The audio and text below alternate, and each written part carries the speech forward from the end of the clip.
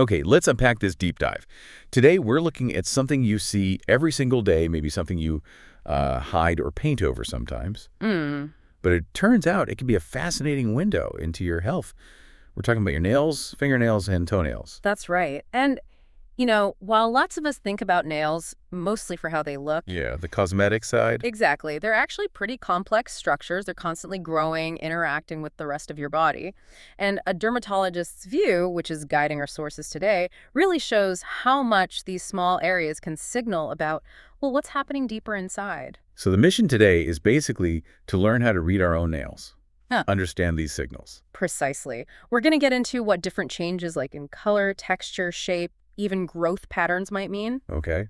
And we'll also focus in on a really common issue, fungal infections, and talk about how just paying attention to your nails can be a prompt for some important proactive health steps. Right. So get ready to look at your fingertips maybe a bit differently after this. Hopefully, with a new sense of curiosity. I'm already looking at mine. Yeah. So let's kick off right at the beginning. From that dermatologist perspective, why are nails even considered health indicators? Well, what's really fascinating is the structure itself. You've got the nail unit, that's the nail plate you see, the nail bed underneath, the matrix where it actually starts growing.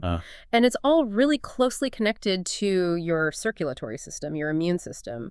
As new cells are formed in the matrix and pushed out, they kind of record the body's state while they're forming. Like a little history log. Sort of, yeah. Yeah. Anything affecting your whole system, circulation, nutrition, any disease process, it can leave its mark on that growing nail. Okay, so they're like a timeline or a ledger. What does a healthy nail usually look like? What's the baseline we should have in mind? Right, good question. A healthy fingernail is generally smooth.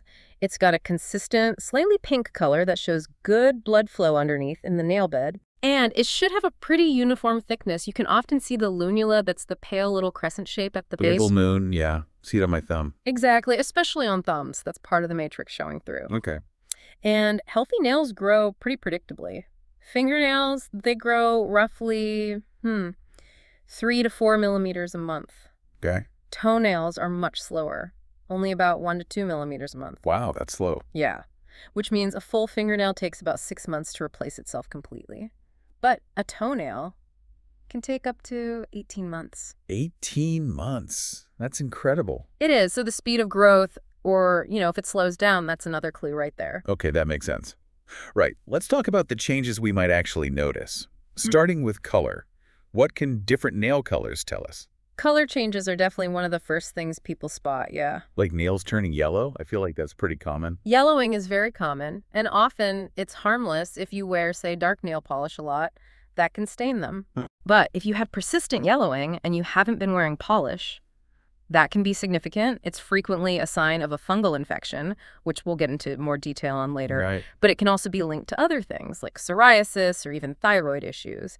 And there's a rare thing called yellow nail syndrome. It's a lymphatic drainage problem, makes nails thick, slow-growing, and yellow. Interesting. What about those little white spots? I always heard that meant you needed more calcium. True or false? Ah, the calcium myth. Yeah, that's almost always false, based on our sources. Those small, scattered white spots, the technical term is punctate leukonychia. Okay. They're nearly always caused by just minor trauma, bumping your finger, hitting it while the nail's forming back in the matrix. Just a little knock. Exactly. What is potentially more serious are horizontal white lines, like bands going across the whole nail plate. Oh, okay. Different from spots. Very different. Those can indicate a past systemic event, like a really severe illness, a high fever, or maybe even exposure to heavy metals in some cases. Wow. Okay. So horizontal lines, pay attention. Good distinction. What about dark lines or spots? That sounds a bit concerning. It absolutely can be. And any new or changing dark stripe, especially if it goes from the nail bed right up into the cuticle area, that needs an immediate evaluation by a doctor. While it can often just be benign pigment, especially in people with darker skin tones, Right. you really need to rule out melanoma. That's a serious form of skin cancer that can occur under the nail. So, new or changing dark band, get it checked promptly. Okay, message received. Dark lines, get them checked. What if nails look kind of blue or purple? Yeah, bluish or purplish nails usually mean your tissues aren't getting enough oxygen. Cyanosis, it's called. Okay. It can be related to poor circulation or maybe underlying chronic conditions affecting your heart or lungs. Basically, oxygen isn't getting delivered efficiently to your fingertips or toes. It's just incredible how much information the color alone can hold. Okay, Hmm. moving beyond color, what about texture or shape, like ridges or weird curves, dents? Yeah. Texture and shape changes definitely give us different kinds of insights. Let's talk ridges first. Vertical ridges, the ones running lengthwise, cuticle to tip. Yeah, I think I have some of those. Very common. Usually just a normal sign of aging, kind of like fine lines on your skin. Generally nothing to worry about. So vertical is usually okay. What about horizontal ridges then? Horizontal ones are different. Those are called Bose lines, and they're like, well, like stress rings on a tree almost. Oh, interesting. They show a period when your nail growth was significantly slowed down or even stopped for a bit. Could be due to a high fever, a serious illness, major surgery, even significant emotional stress. As the nail grows out, that line appears, marking that past event in time. That makes perfect sense, like a physical marker of a past hardship. Mm-hmm. What about nails that curve really dramatically, like downwards? There could be something called clumping. This is where the fingertips actually enlarge or swell up a bit and the nails curve down and around them. It's often associated with chronic low oxygen levels over time. So you see it linked to things like lung disease, certain heart problems, sometimes inflammatory bowel disease. It's a sign the body's been coping with insufficient oxygen for a while. And I've heard the term spoon nails before. What's that? Yes, koilonychia. That's where the nail is usually thin and curves inward like the bowl of a spoon. Okay.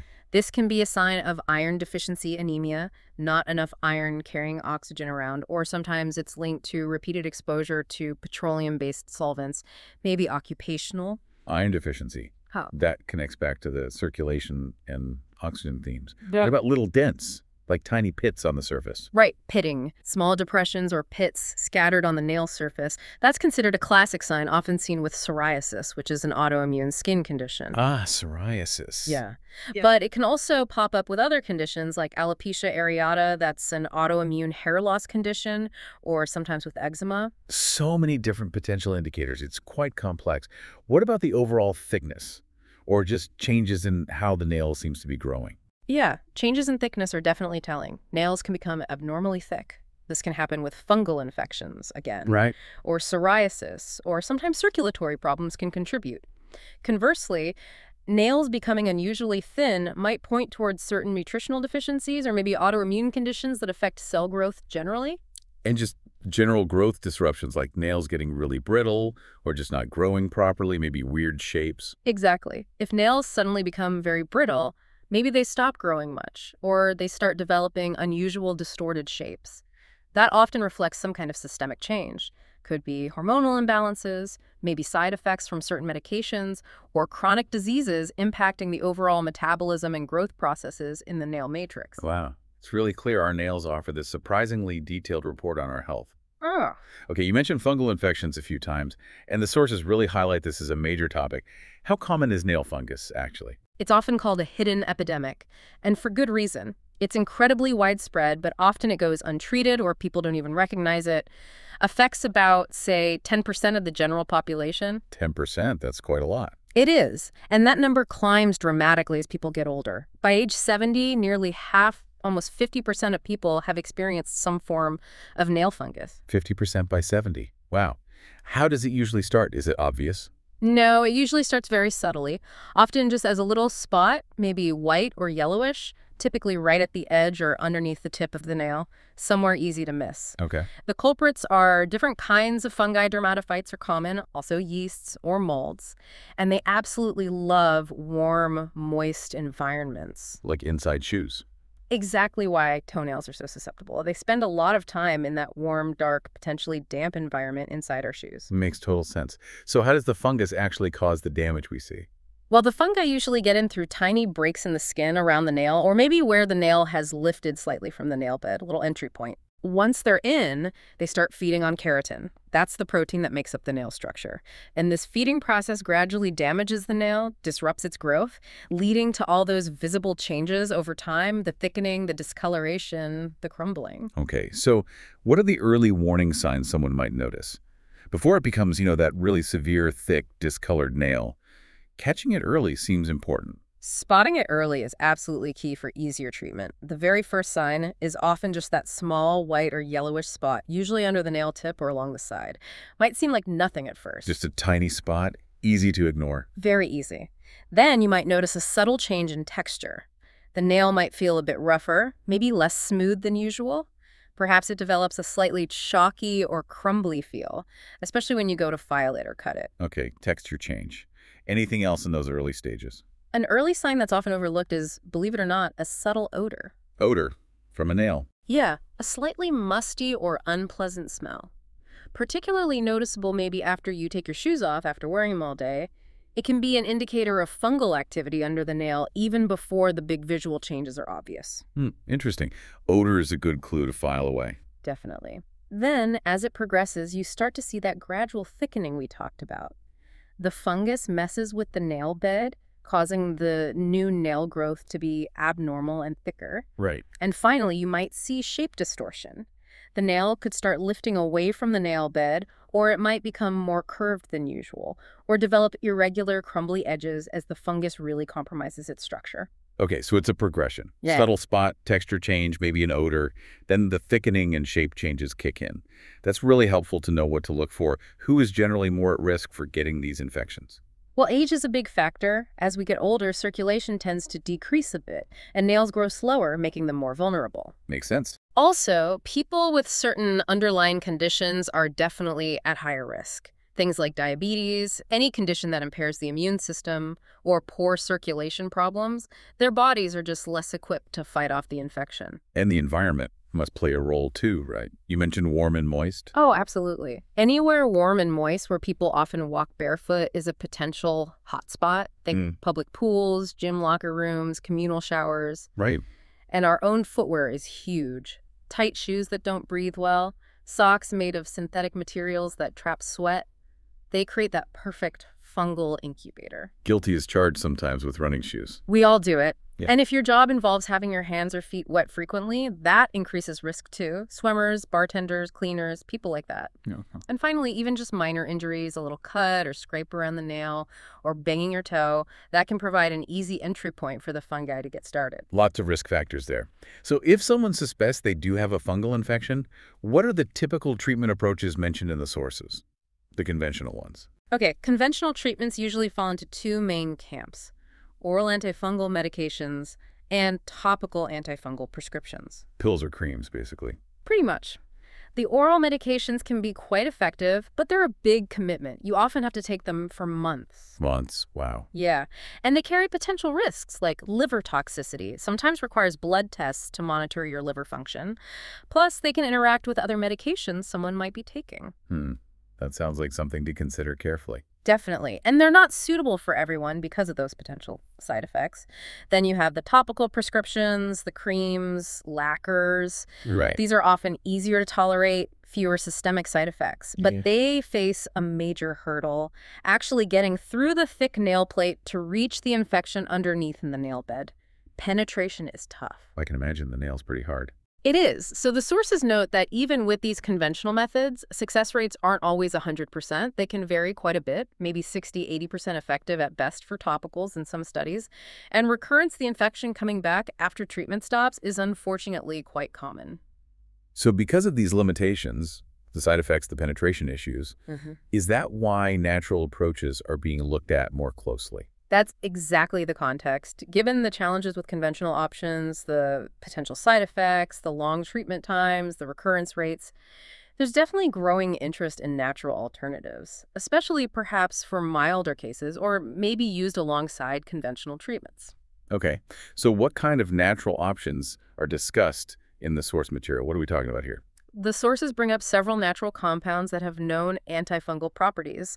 Essential oils feature quite prominently. Like tea tree oil, I hear about that a lot. Tea tree oil is a big one, yes. It's actually been studied quite a bit, and some research suggests it can be effective, maybe even comparable to some prescription topicals for mild to moderate infection. Really? Oregano oil is another one mentioned. It contains potent compounds Carvacrol and thymol are the main ones known for broad-spectrum antifungal activity. Uh-huh. Lavender oil also comes up.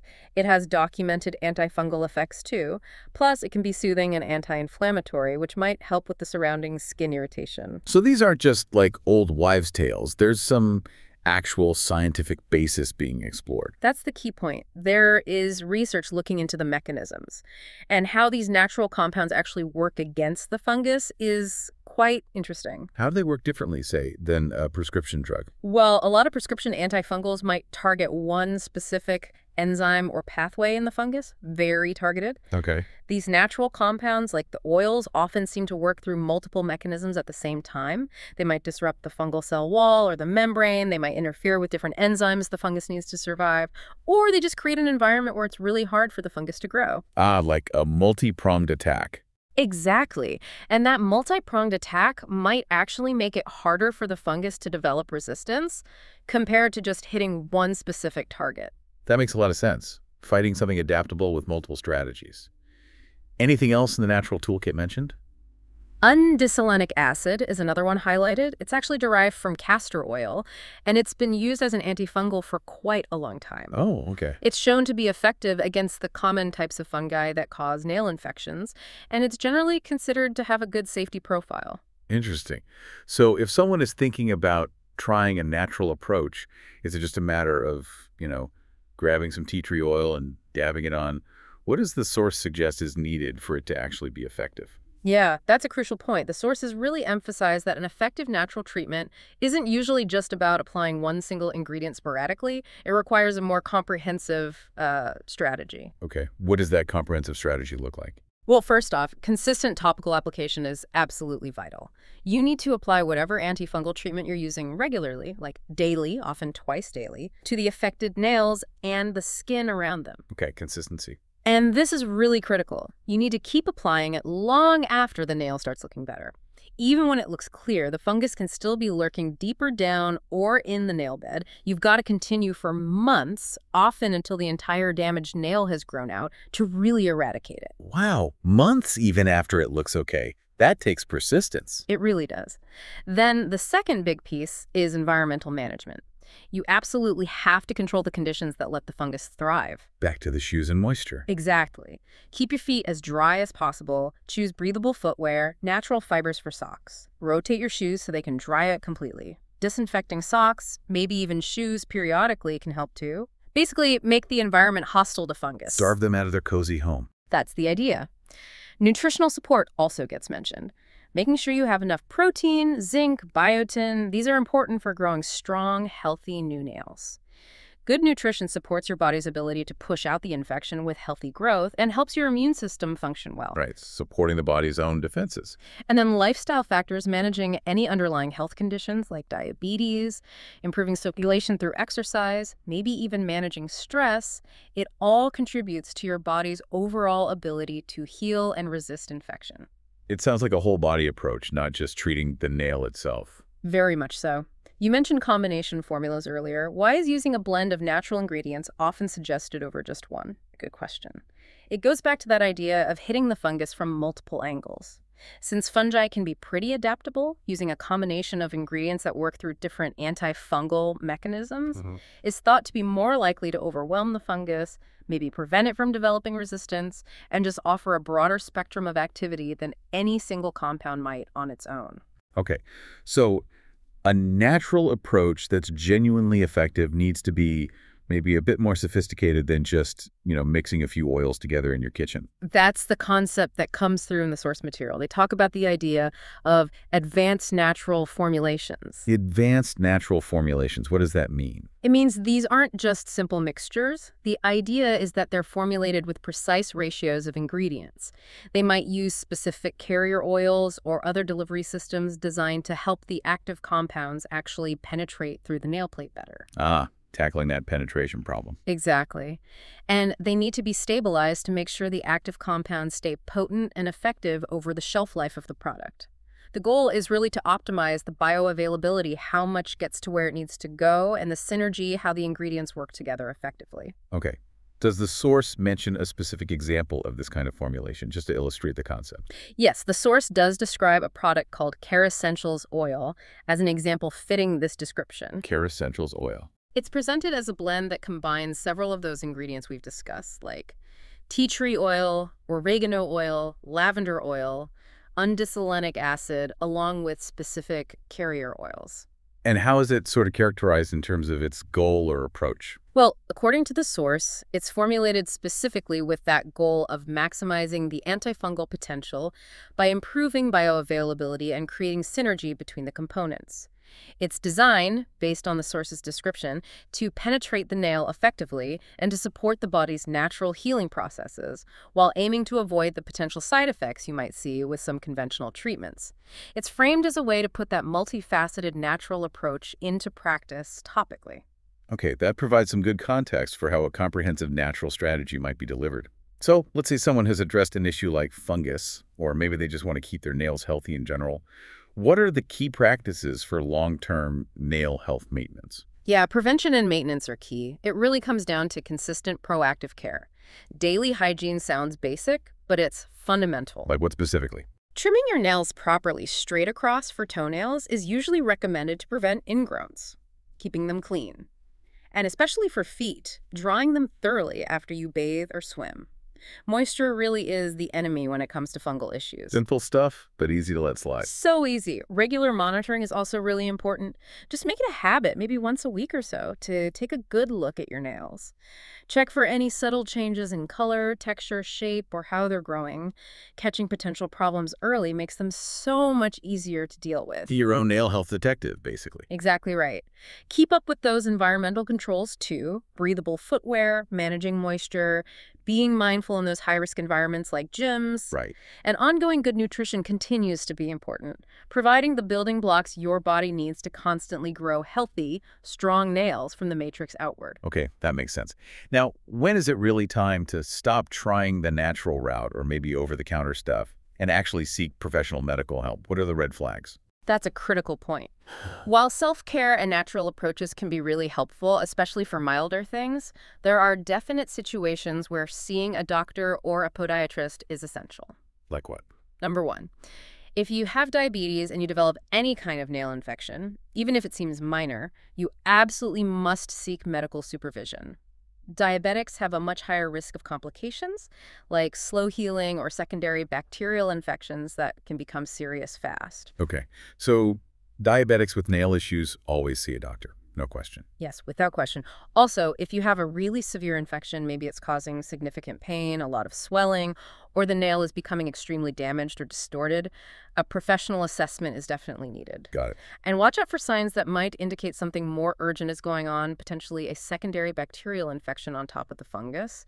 That would be things like spreading redness or warmth in the skin around the nail, significant swelling, any pus or unusual drainage or severe pain. Those warrant immediate medical attention. Okay, that's very clear guidance. Good to know the lines. Finally, just looking ahead briefly, how is our understanding of nail health evolving? What's on the horizon? Well, research is always moving forward. There's interesting work being done now on the nail microbiome. The microbiome, like the gut microbiome, but for nails. Exactly the same concept. Understanding the complex community of bacteria and fungi that normally live on and around our nails, and how imbalances in that ecosystem might contribute to infections or other problems. Fascinating. Personalized medicine approaches are also starting to emerge in nail care. So tailoring advice and maybe treatment based on an individual's specific genetics, their lifestyle, their unique risk factors. More tailored approaches. Yeah. And I think as our scientific understanding of how natural compounds work continues to grow, the role and the sophistication of natural treatments are likely to increase as well. We'll probably see even more advanced formulations and targeted approaches using natural ingredients in the future. This has been incredibly insightful. It really drives home that idea that our nails aren't just sort of there. They're active indicators of what's going on inside. They truly are. Learning to observe them, to understand the potential messages your nails might be sending, it's a simple but potentially powerful way to tune into your body's overall well-being. And it empowers you to take proactive steps when something seems off. And for those really common issues like fungal infections, It's helpful to know that research is exploring these comprehensive natural strategies, the ones that combine the topical treatment with managing the environment and supporting overall health, recognizing it's often a complex issue needing a complex solution. Precisely. Addressing the existing infection is obviously vital, but supporting healthy new nail growth and doing everything you can to prevent it from coming back, those are absolutely key for long-term success. Right. So here's maybe a final thought for you, the listener, to mull over. You look at your nails every single day. What might they be quietly telling you about your health right now? How can you start truly listening to those maybe small, subtle signals starting today? Your nail care, it seems, could be way more connected to your overall health story than you ever realized.